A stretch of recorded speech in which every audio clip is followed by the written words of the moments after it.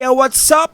Ako nga pala si BT at nandito ngayon tayo sa BT Reaction and welcome to my channel, Tunay na Kritiko. Ayun, nakikita nyo na naman kung ano ang nasa screen ko. Siyempre, eto yung election 2022 funny moments. Balikan natin yung mga masasayang panahon ng mga nakakaraan, di ba? Ng mga nakakaraang eleksyon. Siyempre naman, tumawa naman tayo. So wag na nating pagtagalin at sabay-sabay na nating panoorin at tayo'y maglaptripan sa kung ano man ang mapapanood natin sa videong ito. So, ano ba? Pasok! Pangulong Ledy Robredo. How dare you! Lalabas ang ating tapang, makakahanap ng lakas ng loob, makakahugot ng liwanag. Walang yahe, no?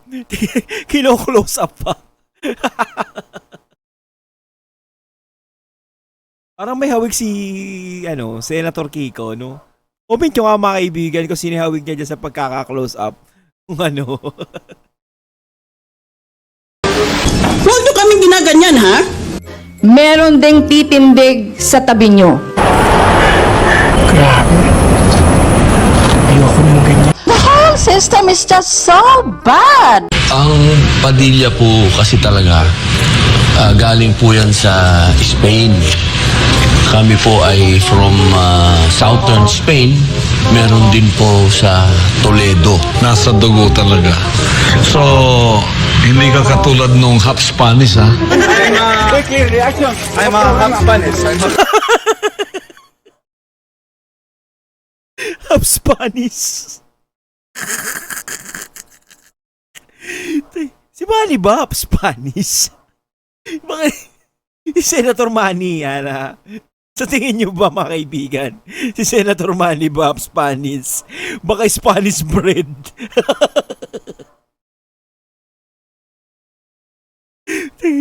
si Senator Manny. My grandfather is pure Spanish. Pure Spanish. Ano po ako? Talaga. Pilipino po ako. Talagang may Spanish blood ka. Hindi ka half Spanish. Walang pagkukunwari kay Robin, ha? May mga iba dyan, nagkukunwaring matalino, hindi naman eh. Kaya naalala ko yung Greek. Nakikita ko yung mukha ni Senator Manny. Natatawa ako.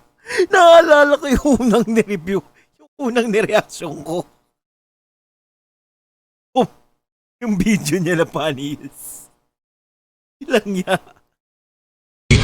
Yung Greek saying, he who don't know, he who doesn't know, and doesn't know that he doesn't know, is a fool. Avoid him. Buwang talaga. Ang taong walang alam, at hindi niya alam na wala siyang alam. Walang niya si Kibuluyino. Rektahan.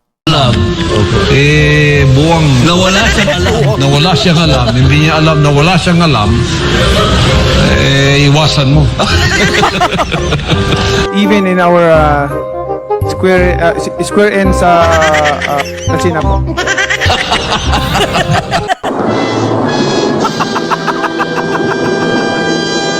Asan ang mga pinangako ninyo? Wala kayong inintindi. Buhok na may buhok, taba ng may taba, brief ng may brief. Yung mga pasangganong sagot, nabili na yan. Kumita na yan noong 2016. Ang galang sagot. Ito ata yung yung dati yung parang nagkakaaway ata si Tatay Digong tsaka si Isko, no? Ito ata yung mga panahon na yun, no? Ba yun? Tama ba ako? Nabili na yan. Gusto yung sanggano, baba kayo sa gobyerno, o punta tayo sa Tondo, sa Moriones. Bibili namin kayo, total, nagbebenta kayo ng... Oo, yan ata yun mga kaibigan, no? Yung parang galit sa kanya si President Duterte noon, no? Yung parang naglaaway silang dalawa. O, ito ata yun. Correct me if I'm wrong, ha, mga kaibigan, kung ito yun, ha? away. Paul! Answer? Bagay dati namang artista to si Isko. Tayo! Bakit po kayo naging aktibo Attorney Gadon. sa politika or vocal sa politika? Yun na nga kasi, dumating na kasi yung point na talagang ang mga tao matagal na niloloko ng mga Aquino at mga Dilawan. Kaya nga ang sinabi ko kanina. Talagang galit na galit talaga si Attorney Gadon sa mga Aquino, no? Grabe. Imagine, instead of putting up infrastructures na mapakinabangan ng mga tao, ang ginagawa ng mga Aquino, papalitan yung pangalan ng airport, papalitan yung pangalan ng hospital, papalitan yung pangalan ng highway, lalagay pagmumukha nilang mga pangit sa pera. Ilalagay yung mga pagmumukha nilang pangit sa pera. Walang nga talaga si Attorney. Ang purpose doon is for them to have an advantage in politics so that palagi nakikita yung pagmumukha nilang mga pangit doon sa pera. Yung pagpupunta ka ng airport, yung pangalan ng traidor na si Ninoy Aquino nasa airport. Dadaan ka ng kalye, gusto nila ang pangalan ng kalye, Ninoy Aquino, Corazon Aquino. Yung mga eskwelahan, gusto nila pangalanan ng Corazon Aquino, Ninoy Aquino. Alam niyo, sa totoo lang, kaya naman po sinasabi ko nyo sa inyo itong totoo, itong ganyan. Kasi ang ini-index sa taong bayan, ang ini-index sa inyo ng mga Parang collab to ah. galit ng mga politiko, alam nyo? Huwag nga ibuto yung si Manny Pacquiao kasi wala namang alam yan. Alam niya yan, hindi niya alam. Bubo yan. Ba, ganun eh. Ganun palaging ini-index nila I love this job. sa taong bayan para hindi nga ako kasi pag ako ang naging presidente, sa totoo lang, yari silang lahat. Even in our square ends I will be giving up to them. I mean that's third Sabi ko, paupuin Sandali nga muna, Nanay Tunisia.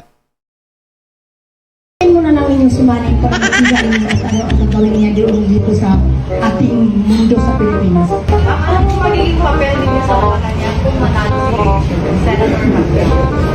Advisor ako sa kanila. Katulad sa aming Kung nanalo pa lang presidente si Senator Manny, ang magiging advisor niya ay si Nanay Tunisia. Ayun. aming tinitirahan. Advisor ako sa buong subdivision namin sa General Santos City. Advice mo sa anak. Anak, galingan mo lahat. Masaya silang lahat. Andito ako sa likod mo. Advice palagi sa kabutihan. Wala naman ako nakita na hindi mabuti ginawa ni Manny. Mabuti lang at nakita ko niya. Masaya ang buong bayan sa Pilipinas, lalo na ang mga. Yan lang anak. Oh my God! Ayun, at ating natunghayan ang election 2022 funny moments. Grabe. Parang nag-collab si si Senator Manny at saka si Attorney Gadon, no? Dito sa videong ito. Ko napakarami pa mga kaibigan. Napakarami pa mga funny moments na kikiliti sa atin na talagang magpapatawa sa atin, no?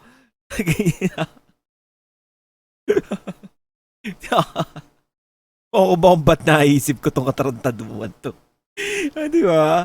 Ano tayo, enjoy lang tayo. At nakikita natin, no, yung mga funny moments ng eleksyon. Tulad ni Senator Manny, Attorney Gadon. Di ba? Marami pa yan. Pag-unti-unti nating pinapanood lahat. Kumbaga, nakakatanggal din ng stress, di ba? Yun. So, once again, I'm BT. Happy laptop sa inyo. And I'm out. Peace!